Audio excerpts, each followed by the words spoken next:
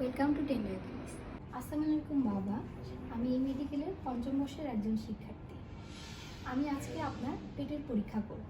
এতে আপনার কোনো সমস্যা হবে না।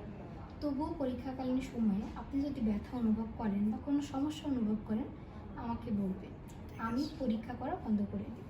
আমি কি পরীক্ষা শুরু করতে পারি?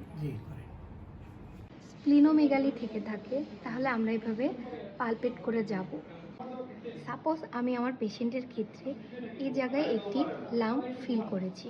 যেখানে আমরা লাম্প ফিল করেছি সেই পয়েন্ট থেকে অ্যান্টেরিয়র অ্যাক্সিলারি লাইন বরাবর আমরা মেপে দেখব কতটুকু স্প্লিন এনলার্জ হয়েছে। এটা আসলে স্প্লিন নাকি কিডনি এনলার্জ হয়েছে সেটা দেখার জন্য আমরা ইনসিউনেশন টেস্ট করব। স্প্লিন এনলার্জ থাকলে ইনসিউনেশন টেস্ট নেগেটিভ আসবে। ইনসিউনেশন টেস্ট করার সময় পেশেন্টকে ডান পাশে কাত করে দিব এবং স্প্লিন এনলার্জ থাকলে এখানে রিব কেজের ভিতরে আমি হাতটি ঢোকাতে পারবো না।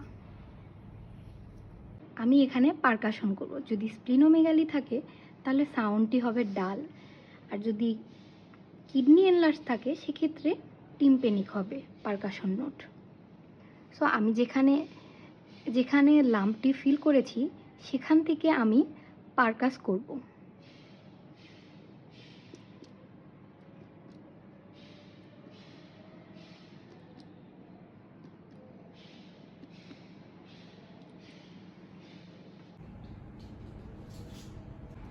On my palpation, the spleen is enlarged and which is 10 centimeter and surface is smooth and margin is sharp and consistency is firm, non-tender and finger insinuation test between the spleen and the left costal margin is not possible. And on my percussion, the percussion note is dull and there is no presence of splenic rub.